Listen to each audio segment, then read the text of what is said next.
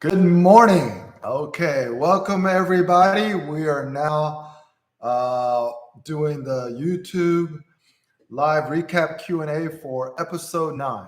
And episode 9 is entitled, Why China is No Longer a Land of Contradictions. Okay, so there are two fundamental questions that I tried to answer in this episode. And if you haven't listened to the episode, you can listen to this, and then the link for the podcast is in the link below. But I want to try to answer two fundamental questions. And of course, any questions that you post in the comments, I would love to hear those too if you have questions about the podcast. But the questions that we really want to address is, why do so many seasoned China veterans say that China is a land of contradictions? In fact, I think for a decade, I would say that. So anytime I was talking to a Westerner doing business in China and I'll explain something about Chinese culture, I always have to give a kind of a caveat that, you need to be aware that China is a land of contradictions to most Westerners. And I started thinking more deeply about that as I was developing the podcast and trying to figure out how I can help you really understand how Chinese people think, why they behave the way they do, and what is the best way to influence their thinking and their behavior. And by saying China is a land of contradictions actually doesn't serve any purpose, because I can understand that just thinking that or knowing that really won't help you make a better decision or to adjust your mindset in a different way in order to be able to engage with them in a better fashion. So we're going to talk about, or this episode talks about, why I believe it's not productive or helpful to say that China is a land of contradictions. And then the question becomes, well, then how should we think about China in order to make the best adjustments to our attitude, mindset, and approach? And then the second fundamental question that we try to answer in this podcast is, what do you need to be aware of to successfully navigate the complex web of competing emotions that Chinese people experience? Okay, so we're all emotional. We all experience emotions in a different way, and our emotions affect what we say and what we do in a different way. And the Chinese emotion is captured by a Chinese term called xīntài. And the way that I want to try to explain it, and I explained it in the podcast as we analyze Richard's xīntài, or Richard's complex web of emotions that's affecting his decision. So for those who didn't start with episode 1, when I was assigned as an expat manager in China, or a paratrooper manager, I was the Asia Pacific sales director. Richard was my highest level direct report in China. He was the China sales manager.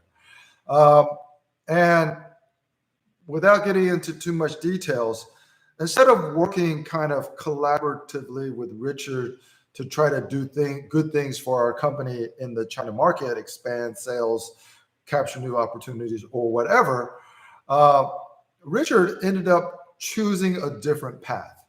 He chose to try to force my exit by using his connections with the company back in headquarters and making insinuations and leading people to believe that I wasn't taking my job seriously and I was disrespectful to other colleagues. So obviously none of this was true, but because he had been with this organization for 10 years, he was able to make kind of these insinuations and suggestions behind my back that ultimately led to kind of a big kind of political struggle where the CEO at corporate headquarters in Germany was telling my boss, or asking him questions, that he's hearing things about me not doing my job and me not taking my job seriously. things like that. And ultimately, it became untenable, which is why I ultimately chose to negotiate an amicable separation. But the things that we want to analyze is what influenced Richard's decision-making process. Why did he choose the course of action that he did? Because, on the surface, he was doing everything he could to make me feel comfortable. But in hindsight, a lot of times what he was doing was to keep me distracted. For example, he suggested very, very strongly that I should live in a golf course community, and every day after work I could play golf. Obviously, if I did that, my life in Shanghai might have been better on a personal level, but it wouldn't have looked real good with the colleagues in Germany and other parts of the world that, oh, Gee's got this high level position and all he does is play golf all the time. So that was kind of the things going on. And what we really wanted to analyze was what was Richard's xīntài, which I describe as a complex web of competing emotions. So first of all, when we talk about China being a land of contradictions, that phrase lacks context. Okay. So in the proper cultural context, and when you think about cultural dichotomies between Chinese culture and Western culture, the way to really think about China is China is not a land of contradictions. China is a land of double standards. Okay. Think about it. When favoritism is expected and given based on the level of guanxi, decisions and choices aren't going to be fair, at least by Western definitions, and they're not going to be objective. Okay. So the double standards means if you think in one set of standards and ethics, then you're going to experience a contradiction because Chinese people use a different standard of ethics and whatever it is. So the mindset that we should use in our approach to working with our Chinese counterparts is that China is a land of double standards. Okay. Which means that if we want more favorable treatment, if we want more attention and more what we would classify as discretionary effort, then we have to reciprocate or develop, exchange goodwill, or deepen the guanxi relationship. And that is what influences Chinese behavior.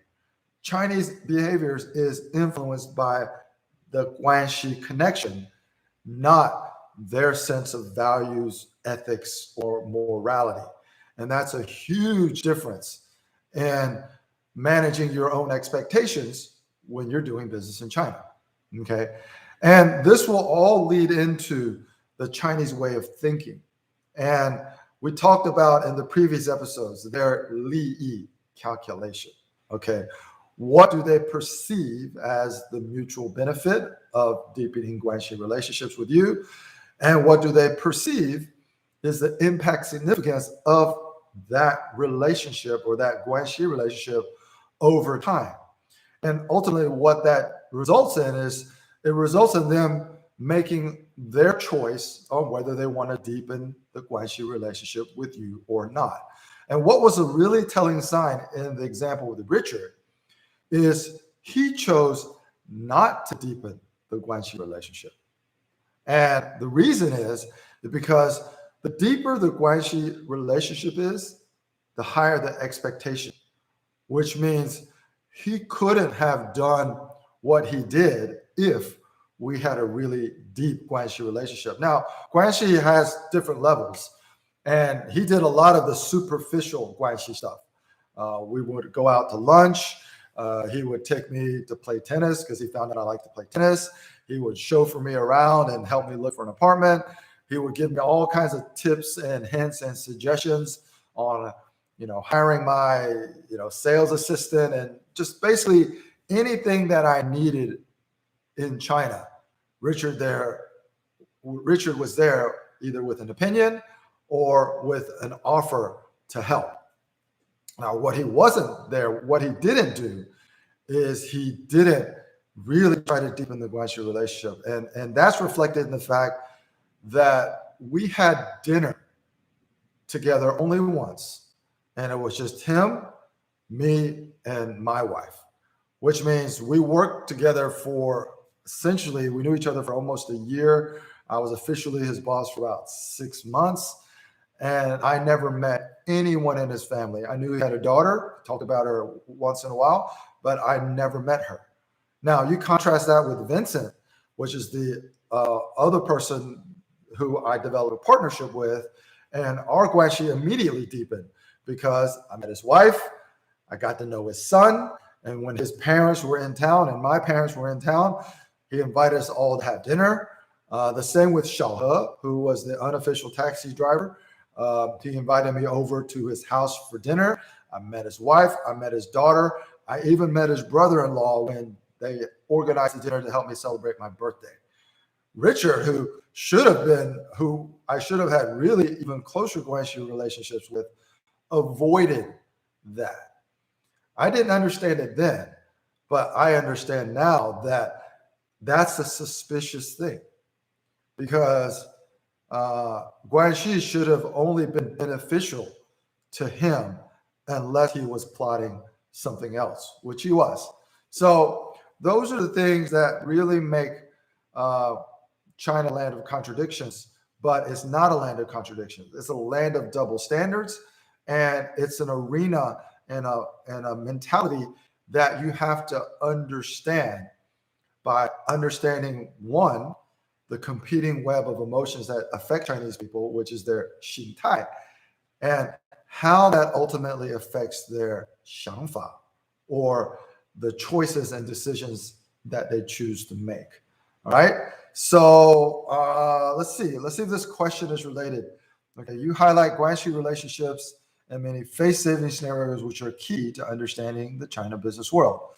Do these dynamics also appear in private between Chinese men and women? Excellent question. The answer is yes, absolutely. Okay.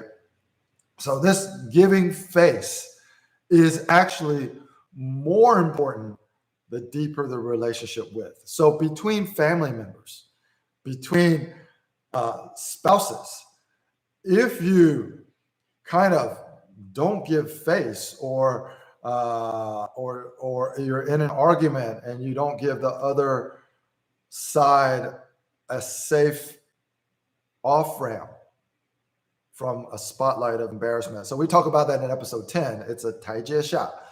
Then the ramifications become even greater and even more immediate.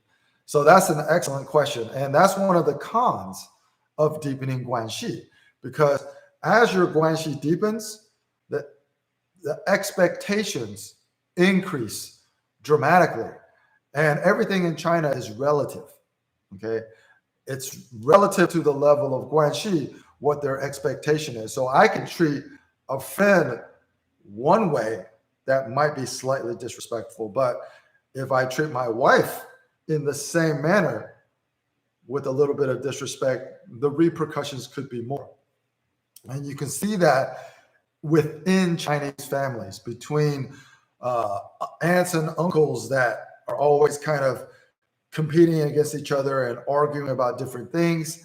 The dynamic is, it appears it's not a difference between business and personal. It's really, what is the Guanxi relationship? And the more personal it gets, the more family oriented it gets, the deeper it is. Okay. So, back in ancient Chinese society, the way that the different kingdoms in China formed close Guanxi relationships was marriage, which is the deepest level of Guanxi. And through that marriage, they could trust each other more. Two competing kingdoms, if their sons and daughters got married to each other, they became family, that would result in a higher level of trust, not some agreement that they were able to negotiate, or armistice or peace settling that they were able to negotiate. Family is the deepest level of Guanxi. So it's just what level of Guanxi you are at. And again, there would be no difference between a personal and a private. So, and so this question also talks about between men and women. No, there isn't really that much difference between men and women as far as 关系, although the undercurrent of Chinese culture is more male-dominated, male-oriented, and if you use more Western terms, there's more sexism involved and discrimination in that manner. But the trend is actually positive for women in China. So, relative to, for example, the United States, it may not be as equal between men and women.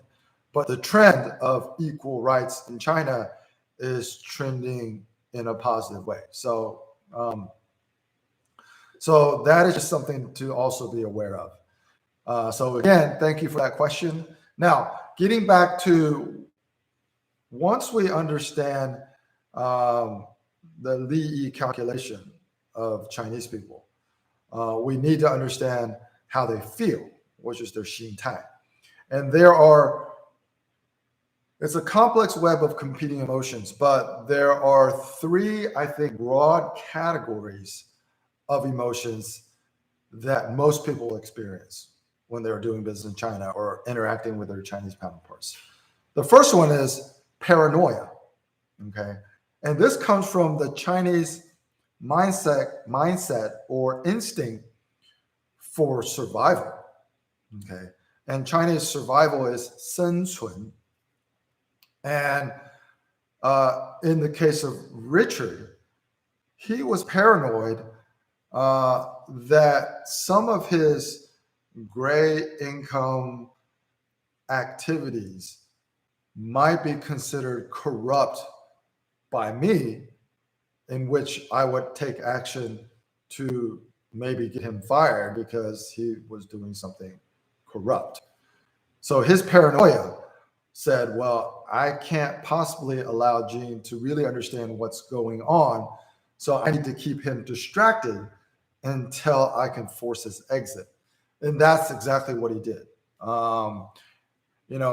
He convinced me indirectly or directly that my attention should be focused, because my responsibility was the entire Asia Pacific area.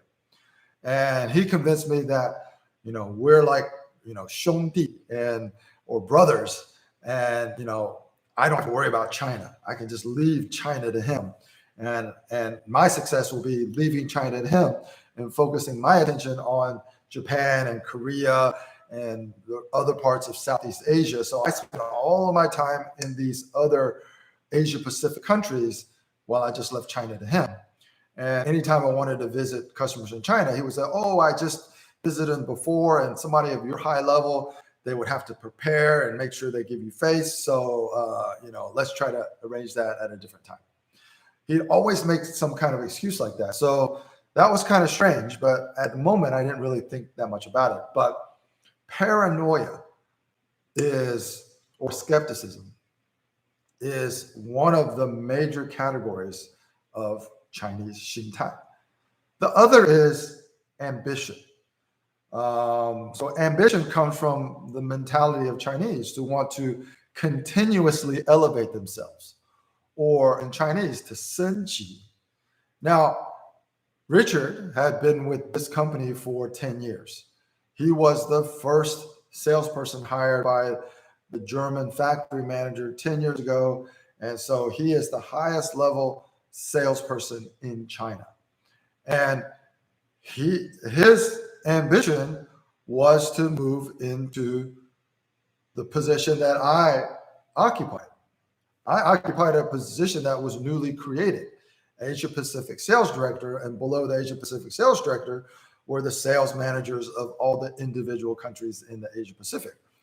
He thought, or he wanted for him to be elevated into that position.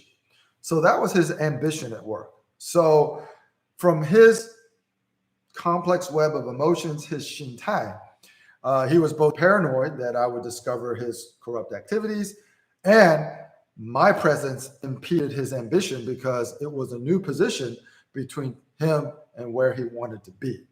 Okay, so those are the main categories of competing emotions in the Chinese xīntài, which influence his thinking.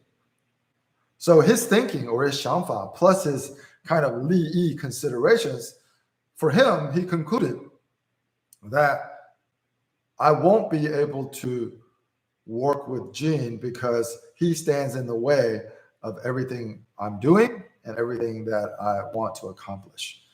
So there's one final category that I talked about in the podcast in the Chinese xīntài, and that's laziness. Okay, but I wanted to make sure I communicated this clearly. It's not a laziness that people don't want to work hard or people don't want to do the work. It's kind of like a mental laziness. It means that, Chinese people don't really want to think too hard about how to satisfy others or how to make or what other people feel if it's different from what they're accustomed to. So in Chinese culture, it's very simple. If I express goodwill, I reciprocate your goodwill, then our guanxi will deepen. That's all that's expected. When it's time to give money, Chinese people will do a red packet or a hongbao. And now the only thing that they really have to think about is how much money to give. But they never have to think about, well, what should I get this person for his birthday? What should I get this person for this anniversary? What should I get this person for this? And what should I get this person for that? They never have to think about that. They just think, how much money do I need to give? And usually, since China is a relative society, they'll ask, how much money should I give for this occasion, for this level of guanxi? And they'll get an answer. And now you don't even have to make an effort. All you do is go on WeChat, use the hongbao function in your WeChat. You choose the name and you choose the amount and you send the red packet virtually over. They open it up and they get their money. Okay, that's the laziness I'm talking about. Chinese are very, very hardworking. But what I am trying to capture is their mental laziness relative to how hard they're willing to work physically with their time and with their effort. Okay. So paranoia, ambition, and a laziness to really think deeply or be empathetic or understand how to communicate more effectively, anything that's considered a soft skill, which would be quintessential in Western business culture, is something that Chinese people find very complicated and very difficult, and therefore they just decide it's really not worth my effort to try to figure that out because it's so foreign and so strange anyway. Okay, so those are the major categories competing for the attention of the Chinese xīntài. Okay, and when you take your understanding of what makes Chinese people tick or their xīntài, and you combine that with their Liyi calculation, you can pretty much predict with extreme accuracy how they're going to behave. And the reason I know this is because when I talk to a lot of my students and my clients about their situation in China, and they're explaining to me what they're saying and what the other person is saying and kind of what's going on, I don't need to know any of the other people involved. I don't need to have sat in any meetings, but I can almost predict with 99% accuracy what they mean and what they're going to say next and how they're going to behave. And that's because I'm thinking on behalf of the person in China through my understanding of how they think. What is their xīntài? What motivates them? What are the competing emotions that they are considering and how they would be affected by that? And what is the Liyi between them and you, or them and the things that are going on? And through that, you really can predict with a high degree of accuracy what Chinese people are going to do. It's not going to be a mystery. It's only a mystery if you don't take your myopic lenses off and you consider to try to view things through the prism of your own Western mentality and mindset. Then everything will be confusing and a mystery. But once you take those goggles off and that fog is lifted, everything will become crystal clear. That's not going to happen overnight. So we're on episode 9 of this podcast. Go back, start from episode 1 and listen to them again, because it takes you through a progression. And episode 10 will kind of re-summarize everything again. And you can also read then each podcast on Kindle Vella. Just go to Kindle in the Amazon store, search the Chinese honeymoon period, and you will find the written version of this podcast on Kindle Vella. I think the first 3 episodes are free, and I think Amazon's offering promotions where you can get like 200 free tokens for starting to read on Kindle Vella. So you could probably read everything for free, in addition to listening to the podcast. All right. So we're at 25 minutes. I don't want these things to get too long. I see there are still a couple people on the live chat. So if you have any more questions, go ahead and post them in the comments. We'll see if we can get to them live. But if we can't, that's okay. Continue to post your questions in the comments, because this will stay on YouTube. And anytime there's a comment, I'll receive a notification, and I will take that comment and try to provide you guidance, my kind of opinion or perception of what's going on and how you should look at that situation, and maybe some suggestions on what would work relative to the goals that you're trying to achieve. All right. One more episode. Next week is going to be the final one for season 1. Right now, I'm going to try to do a live Zoom meetup event. So the people who come on board, I can just chat with you live. And I'm also going to try to give everybody kind of like a cheat sheet to listen to the podcast, because I've created kind of like a cheat sheet for each live session. And what I'm going to do is I'm going to make those into a PDF file and just allow people to download it, where they get kind of like, what are the main points? What are the Chinese concepts? Who are the key characters? And what are the main questions for each episode? And it will help you listen to the episode and pay attention to different things. And hopefully that'll allow you to get more out of the episode. All right. So thank you very much for being here. I really hope you are getting as much out of these podcasts as I'm putting into them. If you know anyone who's even remotely interested in understanding how Chinese people think and how best to form relationships with them, please share this podcast with them, and any content that you think is relevant or helpful. All right. Thanks, guys.